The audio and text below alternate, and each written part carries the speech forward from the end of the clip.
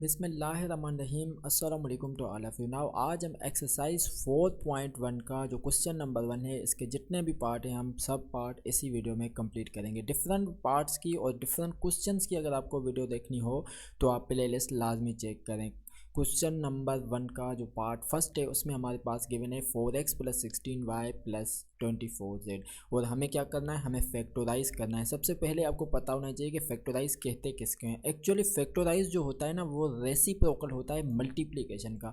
मतलब ये है कि अगर जो आपने फैक्टराइज किया उसका जो आंसर आएगा उसी को अगर आप मल्टीप्लाई करोगे, आपस में जो डिजिट हैं उनको आपस में डिजिट को मल्टीप्लाई करोगे तो अगेन आपको वही क्वेश्चन वाला आंसर आ जाएगा। तो इसीलिए हम बोल सकते हैं कि जो फैक्टराइज है वो रेसिप्रोकल होता है मल्टीप्लिकेशन का। ठीक है, तो अब हम क्या करना पड़ेगा, अब यहाँ देख सकते हैं आप यहाँ पे 4x है + 16y है + 24z है। अब आपको ये देखना है कि इनमें कौन सा डिजिट कॉमन आ सकता है। अगर मैं 4 को कॉमन रखूँ, सपोज करें अगर मैं 4 कॉमन रखता हूँ तो 4 का टेबल 4 पे भी लग सकता है, 4 का टेबल 16 पे भी लग सकता है, 4 का टेबल 24 पे भी लग सकता है। तो इसीलिए 4 अगर मैंने कॉमन रख दिया तो यहाँ पे क्या आएगा x, 1 को शो करने की ज़रूरत नहीं है। और 4 का टेबल 16 पे कितनी बार लगेगा, 4 टाइम, तो इसीलिए 4 यहाँ आ गया। y सेम आपका, एंड 4 का टेबल 24 पे कितनी बार लगेगा आपका, ये लगेगा 6 बार। ठीक है, 6 टाइम्स, तो इसीलिए z सेम आ गया। तो अब यहाँ अगर आप देखें तो ये हमारा फैक्टराइज हो चुका है। अगर इसी को आप मल्टीप्लाई करेंगे, इसी जो आपके पास आंसर आया है तो अगेन आपके पास क्या आ जाएगा, ये वाला आ जाएगा आंसर। ठीक है, तो इसीलिए हम बोल सकते हैं कि फैक्टराइजेशन जो है वो रेसिप्रोकल है मल्टीप्लिकेशन का। ठीक हो गया यहाँ तक। नाउ अब आते हैं नेक्स्ट पार्ट की तरफ।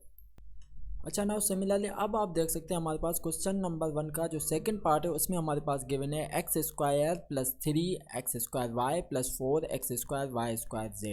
अब हमें इसको फैक्टराइज करना है। अब सिमिलरली अब हम इसको किस तरह से फैक्टराइज करेंगे, आपको ये देखना पड़ेगा कि इन सारे ये जो भी टर्म्स लिखे हुए हैं ये डिफरेंट टर्म्स हैं आपके। ठीक है, इनमें कौन सा डिजिट कॉमन है, कौन सा नंबर कॉमन है।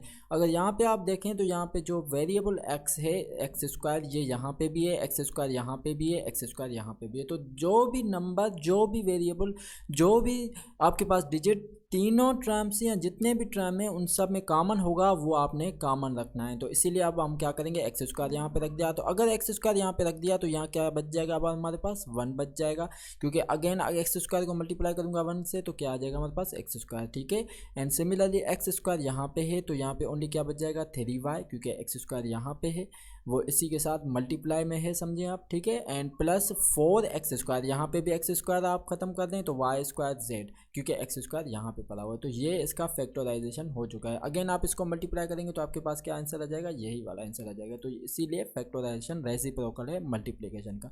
नाउ अब आते हैं नेक्स्ट पार्ट की तरफ।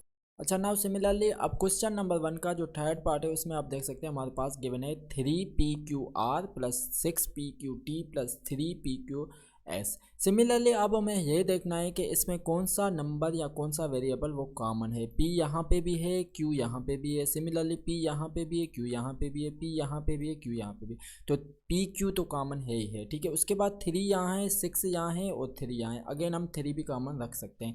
तो अगर हम इसको कर लें 3pq कॉमन तो यहाँ पे 3pq ख़त्म हो जाएगा, ओनली क्या बच जाएगा हमारे पास r बच जाएगा।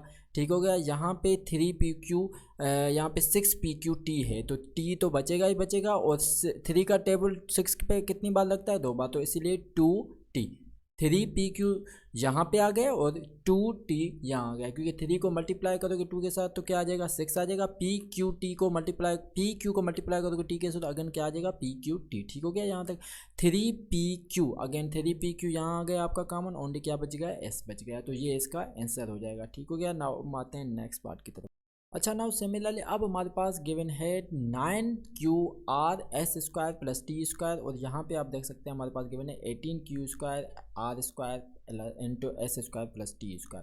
तो s² + t² यहाँ भी है, s² + t² यहाँ भी, ये तो कॉमन आएगा ही आएगा। ठीक है, उसके बाद 9qr यहाँ है और 18q² r²। इसका मतलब ये है कि 9qr भी हम कॉमन रख सकते हैं, क्योंकि 9qr इसको भी हम बना सकते हैं, वो मैं आपको बताता हूँ किस तरह।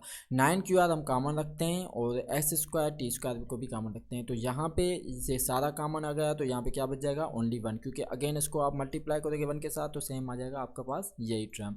अब यहाँ पे आपको कन्फ्यूजन हो रही होगी। अब यहाँ पे आप देखें S square plus t square suppose करें मैंने यहाँ रख दिया, ठीक है, ये तो यहाँ ख़त्म हो गया समझे। और 18 क्यू स्क्वायर और आर स्क्वायर, इसमें से मैंने 9 क्यू आर कॉमन ले लिया है। तो 18 पे कितनी बार 9 का टेबल लगेगा, 2 बार, तो वो 2 यहाँ आ गया, ठीक है। 9 Q r into 2 18 Q R. अब क्यू इंटू आर वो भी बच जाएगा, तो क्यू इंटू आर वो बच गया, ठीक है। अगेन आप देखें 9 इंटू 2 इक्वल टू 18 हो जाएगा, and q r into q r equal to q square into r square, s square plus t square वो यहाँ आ गया है, ठीक है। तो ये इसका आंसर हो गया। नाउ आते हैं नेक्स्ट पार्ट की तरफ। अच्छा, नाउ सिमिलरली जो क्वेश्चन नंबर 1 का अब पार्ट 5 है, उसमें हमारे पास गिवन है Z square x divided by 16, and यहाँ पे आप देख सकते हैं x square into Z square divided by 8 and x square Z cube divided by 12। अब आप देखें तो कौन सा नंबर या कौन सा डिजिट यहाँ पे कौन सा वेरिएबल कॉमन है, एक्स यहाँ भी है, एक्स यहाँ भी है, एक्स यहाँ भी है। इसको आप भूल जाएँ कि एक्स स्क्वायर है या एक्स क्यूब है, उससे आपको कोई भी कन्फ्यूज़ होने की बात नहीं है। आपको जस्ट ये देखना है कि एक्स होना चाहिए, तो एक्स यहाँ भी, एक्स यहाँ भी, एक्स यहाँ भी, जेड यहाँ भी है, जेड यहाँ भी, जेड यहाँ भी, तो x एंड z ये हम कॉमन रख सकते हैं। और अगर आप दूसरी बात नोट करें तो यहाँ z स्क्वायर है और यहाँ भी z स्क्वायर है और यहाँ भी z क्यूब है यहाँ, सॉरी, ठीक है। तो आपको कॉमन इस तरह से रखना है कि हाईएस्ट जो आपका मतलब एक तरह से वेरिएबल हो वो कॉमन हो, या जो भी हाईएस्ट नंबर हो कम, वो किस तरह से। x देखें यहाँ पे x को अगर मैं कॉमन रखूँगा तो x यहाँ भी कॉमन जाए, एक्स स्क्वायर में कॉमन नहीं रख सकता क्योंकि x स्क्वायर यहाँ पे नहीं है। अगर एक्स स्क्वायर यहाँ पे होता तो फिर मैं एक्स स्क्वायर को कॉमन रखता, अब मैं x को कॉमन रख सकता हूँ, ठीक है। ये बात समझ आई आपको। अब सिमिलरली आप देखें तो जेड स्क्वायर है, तो जेड स्क्वायर यहाँ भी है, जेड स्क्वायर यहाँ भी और जेड क्यूब यहाँ है, तो इसीलिए मैं इसको जेड स्क्वायर को कॉमन रखूँगा, जेड को नहीं, क्योंकि जेड स्क्वायर तीनों टर्म्स में आ रहा है, इसीलिए आपको जेड स्क्वायर कॉमन लेना पड़ेगा, जेड नहीं लेना पड़ेगा। आपको हाईएस्ट जो भी आप ले सकते हैं कॉमन वो आपने कॉमन लेना है, ठीक हो गया। तो x आपका कॉमन आ गया एंड जेड स्क्वायर आपका कॉमन आ गया और x भी आपका कॉमन आ गया, ठीक है। तो Z square and x common आ गया। उसके बाद आप देखें तो यहाँ पे 16 है, यहाँ पे 8 है और यहाँ पे 12। अगर मैं 4 को कॉमन रखूँ तो 4 का टेबल 16 पे भी लग सकता है, 8 पे भी, 12 पे भी, इस तरह से आपको कॉमन लेना है, ठीक है। तो यहाँ 4 में कॉमन रख देता हूँ। अब जेड स्क्वायर एंड x ये मैंने कॉमन रख दिया, तो ओनली मेरे पास ऊपर में क्या बच जाएगा, 1 बच जाएगा। एंड 16 पे कितनी बार लगेगा 4 का टेबल, 4 बार, तो इसीलिए 4 मैंने यहाँ रख दिया, ठीक है। Minus same and x square Z, x तो कॉमन है एंड जेड स्क्वायर भी है, तो एक्स एक एक्स बच गया क्योंकि यहाँ एक्स स्क्वायर है, और डिवाइडेड बाय यहाँ आ जाएगा 2 क्योंकि 4 का टेबल कितनी बार लगेगा 8 पे, 2 बार, ठीक है। तो इसीलिए यहाँ पे आ गया 2 and plus x square Z cube है यहाँ, तो एक्स तो कॉमन हमने रखा हुआ है और जेड क्यूब यहाँ पे है, तो जेड क्यूब यहाँ है, तो यहाँ जेड स्क्वायर हमने कॉमन रखा है, तो एक जेड बच जाएगा, तो एक्स इंटू जेड बच गया, डिवाइडेड बाय यहाँ पे क्या आ जाएगा, 4 का टेबल 12 पे कितनी बार लगता है, 3 बार, तो इसीलिए यहाँ पे 3 आ गया, ठीक हो गया यहाँ तक। तो ये इसका आंसर हो गया। नाउ आते हैं क्वेश्चन नंबर 1 के फाइनल पार्ट की तरफ। अच्छा, यहाँ पे एक बात मैं आपको रिमाइंड करवा लूँ कि बुक में इसका जो आंसर है उन्होंने z सिर्फ कॉमन रखा हुआ है, z स्क्वायर नहीं, तो ये थोड़ा उनका आंसर चेंज आ गया है। इसीलिए आपको ये बात याद रखनी है कि हमेशा आपको इस तरह से कॉमन लेना है कि जैसे यहाँ पे z स्क्वायर आ रहा था कॉमन, हाईएस्ट आप ले रहे थे, तो वो आपको लेना है, z नहीं लेना है। अगर z यहाँ पे होता, यहाँ z स्क्वायर होता, यहाँ क्यूब, तो फिर हम z रखते, ठीक है। तो इसीलिए ये बात आपको याद रखनी है। अब हम आते हैं नेक्स्ट पार्ट की तरफ। सो नेक्स्ट पार्ट में आप देख सकते हैं हमारे पास गिवन है a into x minus y and a square b into x minus y and plus a square b square into x minus y. अगर आप नोट करें तो एक्स माइनस वाई यहाँ भी है, एक्स माइनस वाई यहाँ भी है, एक्स माइनस वाई यहाँ भी है, तो एक्स माइनस वाई तो कॉमन आएगा ही आएगा। उसके बाद ए यहाँ पे भी है, ए यहाँ पे भी, ए यहाँ पे भी, तो ए स्क्वायर है, उसका इशू आपने नहीं है।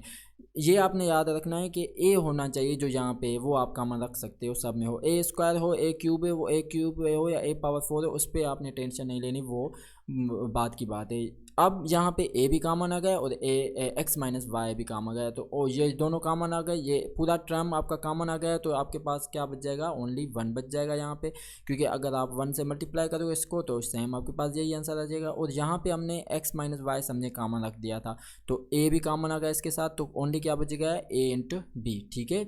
एंड प्लस यहाँ पे भी एक्स माइनस वाई कॉमन आ गया और ए भी कॉमन आ गया, तो क्या बच गया, ए इंटू बी स्क्वायर, ठीक है। ये आपका आंसर हो जाएगा इसका। सो कोई भी कन्फ्यूजन हो, कोई भी क्वेश्चन हो, आप कमेंट सेक्शन में लाजमी पूछें और हमारे चैनल को लाजमी सब्सक्राइब करें ताकि आपको इसी तरह की लेटेस्ट वीडियोस मिल सकें। Thank you.